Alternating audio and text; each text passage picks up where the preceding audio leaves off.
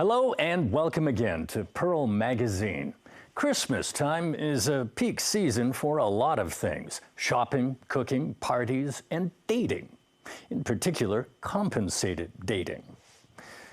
The practice, also known as sugar dating, usually involves a young lady providing companionship to a client in exchange for money or gifts. Sexual relations may or may not be involved, but compensated dating is also very underground in nature, and that makes it very difficult to monitor. Tonight, Pearl Magazine's Ambrose Lee shows us the risks some of these young women face and what's being done when they decide they need help.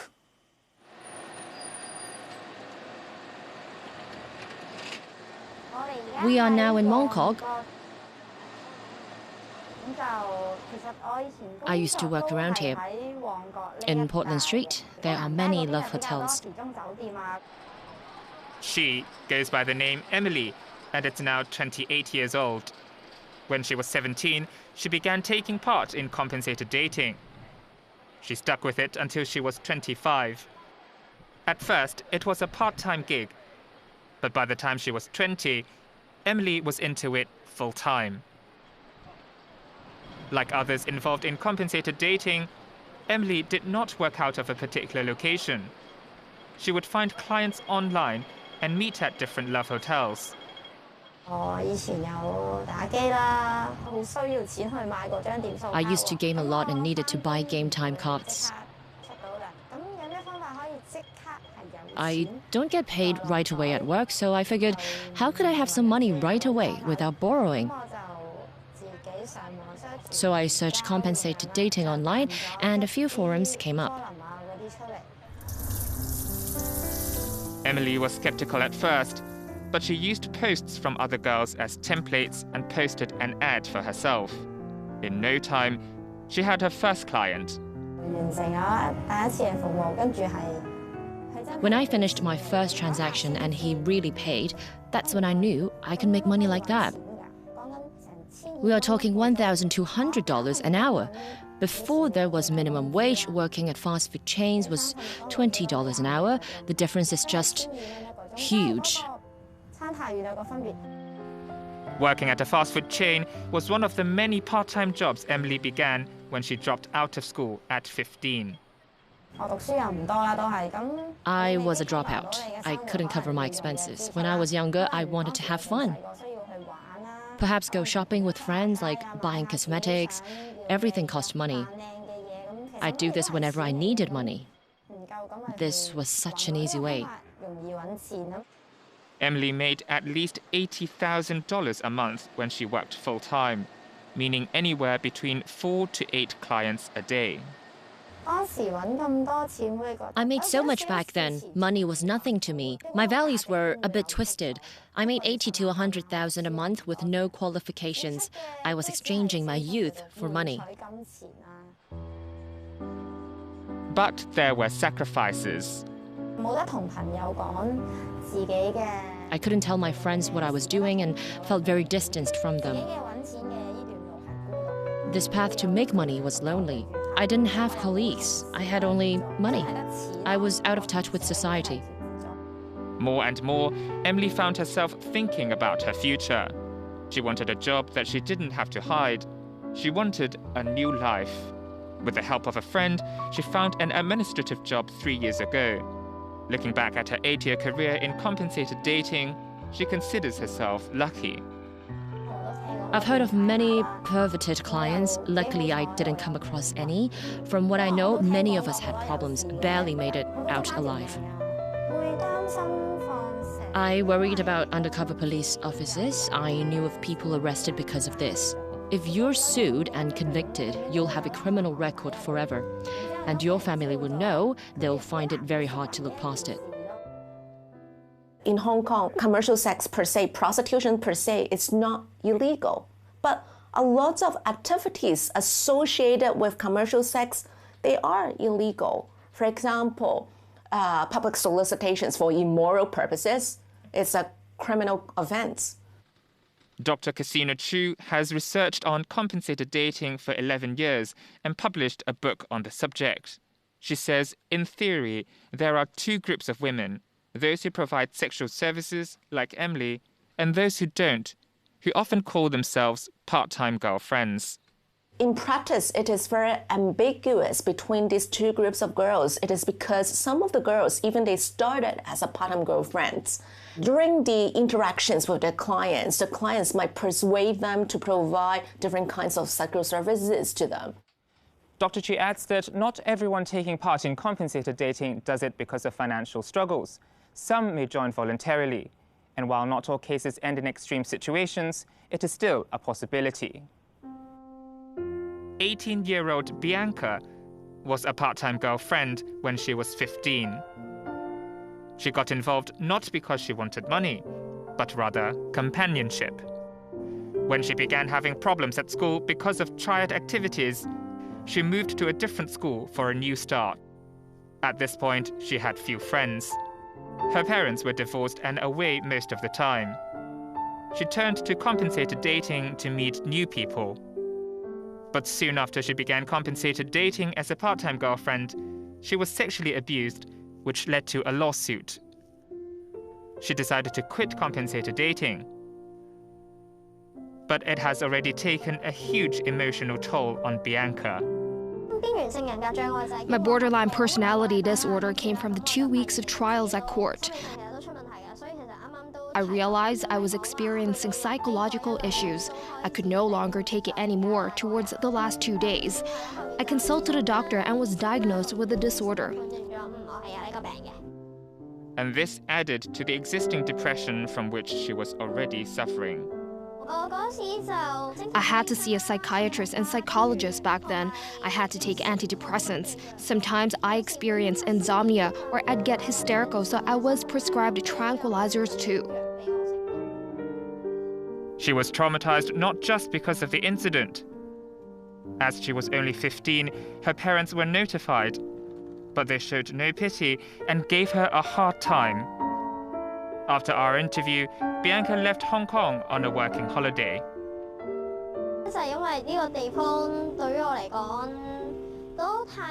It's because there are too many negatives in this place for me. I want to escape to a place where only very few people know me, to take away the labels on me, even my identity. I just want to restart as a normal, common person.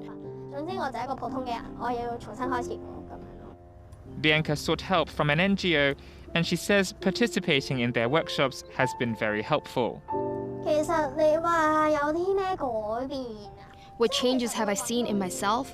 I found my worth. I found what I like doing as I try out different things there.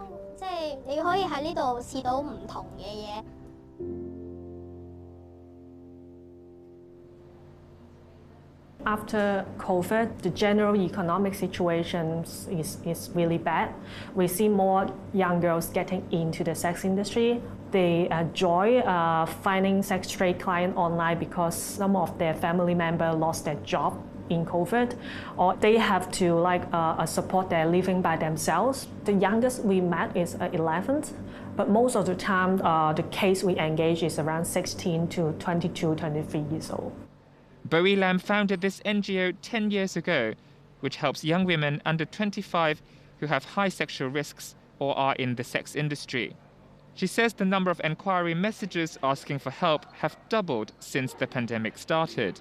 We've seen there's a lot of crises happening during COVID because most of them actually didn't prepare well because they enter because of the financial crisis. So they are not really prepared. They feel ashamed to ask for information. They don't know who can they seek help. So it's make them really vulnerable. The NGO provides women with HIV and STD tests. Social workers from the team also reach out to the women online. They offer sexual health and legal information, counseling services, and crisis intervention to them. Bowie says the crises they encounter are primarily blackmailing for money or free sex, sexual violence, and unwanted pregnancy. For us, we think that they are all very potential young women. They just need a little bit help and an opportunity, and they can contribute to the society again. Having left compensated dating, Emily still visits the NGO regularly. Today, she is back to help decorate their new office. She says a lot of adjustments were needed after finding an administrative job. What took most getting used to was that my life has to have a routine, and I made a lot less. I was making 80 to 100,000. It's 10 times more than what I have now, just 10 to 20,000. Luckily, I have good colleagues and supervisors, and I really get along with them with a sense of belonging in the office. Emily also returns to the NGO to help others who find themselves in the same position she was in. I'm more sympathetic speaking to them as someone who has done this before, to tell them about the awareness of safety, from the protection of your personal information, which could be a lot of trouble once leaked, to protection during sex. They should also pay attention to whether their clients are stealing from them. Emily has already moved on. But she says compensated dating will always be part of her past. My life has been turned upside down. The difference is huge. When I look at the old me, I feel like I'm looking at another person. I don't think that's me. I just know this person very well. I hope in the future my life could stay the way it is now. Simple but happy. I'll be very content with that. When we come back, planning ahead for the inevitable. Stay with us.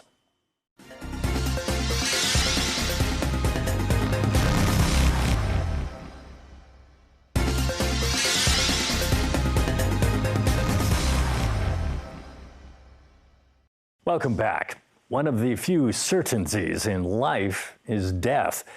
Getting one's affairs in order before the inevitable, however, can be a daunting task. Fortunately, there is help. A growing number of professionals are offering specialized services that can make that final journey a little less unpleasant. Pastor 你好 ，Hello， 係啊，我哋完咗呢個生前告別禮咧，都好耐冇見你。 While mankind has gotten better at postponing death, no one has yet been able to cancel it. In anticipation of that unknown date, hopefully far in the future, Regina, who's in great health, decided to do a test run.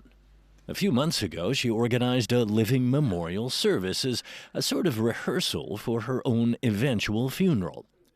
Today, she is revisiting the experience with Pa Su, the organizer.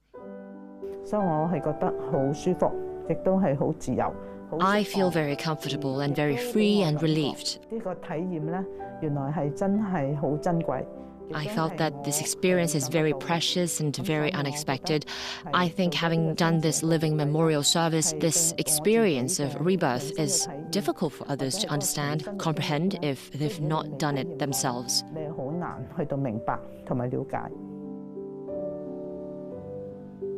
As part of her own memorial service, Regina had to lie in a coffin made of paper.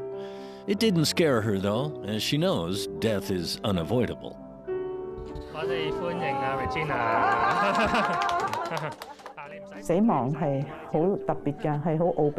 Death is very special, it's mysterious, and it's unpredictable. One thing for sure is that it will happen. I think it's something everyone should take seriously. We should also overcome, not avoid, the fear of it just because it's taboo. Organizer Pa Su is very supportive of what Regina has done. He says she could be a role model to encourage others to plan ahead. She helps people understand we Hong Kongers are meticulous at planning. It's just because of taboo that some don't plan for their final moments of their lives. This is what sets Regina apart. Pa Su also hopes people can become more open about discussing death and have relevant matters settled early. Whether it's someone on their deathbed or the deceased, if they had an idea when they were still around, I think the family and friends would love to honor his or her thoughts. Why don't we have this clarified earlier, which helps alleviate the burden on their spouses or family? They could just follow the instructions. As long as they could afford it, plan for it, and execute it, it saved them a lot of trouble. On this day, Regina invited two friends to discuss how they could set up the 3 instruments of peace. 咁即係而家持久授權書咧，就係要由即係律師啦，經過同我諮詢之後咧，佢就預備呢一份文件啦。The 3 instruments of peace refer to a will, an enduring powers of attorney, and an advance directive in relation to medical treatment. An enduring powers of attorney is put in place in case a person becomes mentally incapacitated. The attorney could settle his or her financial matters for medical or other uses according to the directive. An advance directive enables a person to give instructions to indicate the form of health care or medical treatment that he or she would like to receive at a future time when he or she is no longer mentally competent, such as when terminally ill, in an irreversible coma, or persistent vegetative state, including an order not to be resuscitated in case of heart failure. Before she retired in 2019, Regina was a teacher.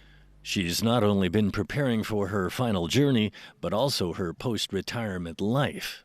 每一日咧都有好多嘅備課啦、批改啦。I used to have a lot of class preparation, 課程啦，或者係好多時間咧都係用咗 grading of students' homework, 咁所以我 etc. 自己咧就好重視咧係要身心社。A lot of time was spent on my job, so I placed a lot of imp on spiritual health 工作係人際關係或者處理我 to keep me stable so I could handle and focus on my personal relationships or just my daily living, eating habits. While retirement means more freedom, Regina believes people should live a full life. 以前即係如果喺工作嘅時候咧，你實在唔係咁多時間。 When I had work, I had no time to chat with friends or do things I wanted to. 係做好多你自己。Now I'm more in control of my life. 咁但而家咧，我覺得哇，我好自主咯。Regina now takes life one step at a time. 即係其實我自己嘅要求都唔係話好高。 I don't have very high standards, but just live every day happily. 開心快樂。早晨啊 ，Selina。早晨啊 ，Regina。坐。好耐冇見你啦。係啊。 In order to better prepare for life without a regular paycheck, Regina decided to seek advice from a financial consultant, especially after seeing other people running into trouble in retirement. 退休之後應該享福㗎嘛。 應該係有個更加優質嘅生活。 You should feel blessed in retirement, living a quality life. 金錢你都係俾咗醫療嗰個 But if your savings are spent on medical expenses, your life is impacted. 咁我咪覺得好似 Then I feel it's not a perfect ending to anyone's life. Consultant Selena says as average lifespans grow, financial planning is more important than ever. 譬如我啲朋友係50幾歲嘅。 Like some of my friends in their 50s or 55 or 60, you have 20 to 30 years left. By the time you retire, you may live longer than the years you actually worked. If you don't have savings or not enough savings, then there's trouble in the future. What to do? After she realized the importance of financial planning, Regina is now trying her best to catch up. I realize now that I need to study more carefully, whether I had done the appropriate preparation. I never had the chance to study. Now that I'm retired, I can place more attention and thought on money and managing finances. Apart from financial arrangements, Regina is also making sure her family is not burdened. She settled the 3 instruments of peace a few years ago and informed her family of her wishes so that when the time eventually comes, there is no additional burden on the family. I doubt I could take much physical pain. That's why I know for a fact if I'm terminally ill and that any invasive treatment won't lead to dramatic recoveries. I'd rather have a more comfortable time. I don't want to have tubes all over me or be frequenting hospitals. Having her final farewells pre-planned puts Regina and her family's minds at ease and minimizes the chance of being caught off guard. If I've sorted out all the legal documents required of me or things that I know I should do, it gives me peace of mind. Not just mine, but my family's as well, so that they understand my stance on death, life, family, relationships, and financial matters.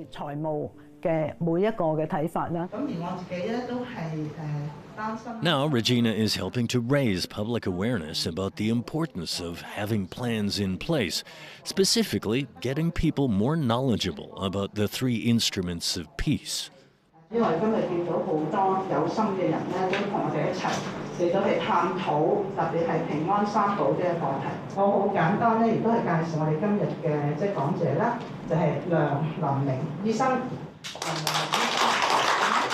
As a psychiatrist, Dr. Jess Leung wants people to worry less about taboos over death, but be better prepared while they are still capable.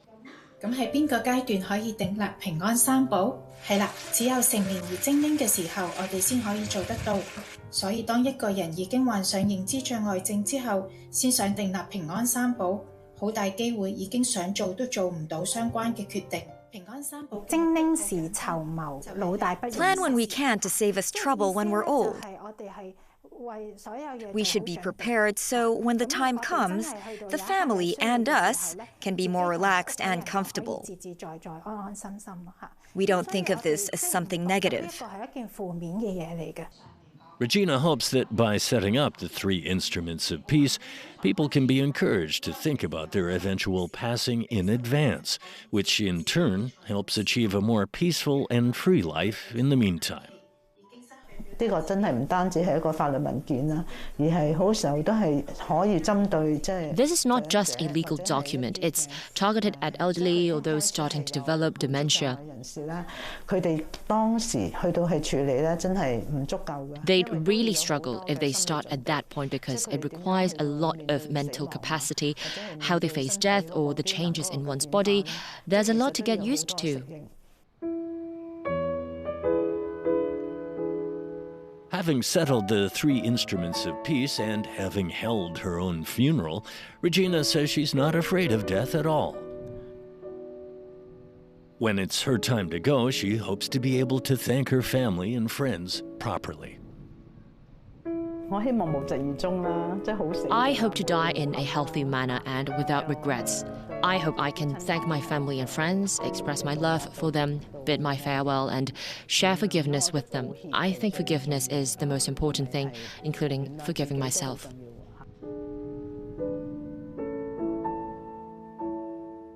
That's our show for this week. Thanks for watching.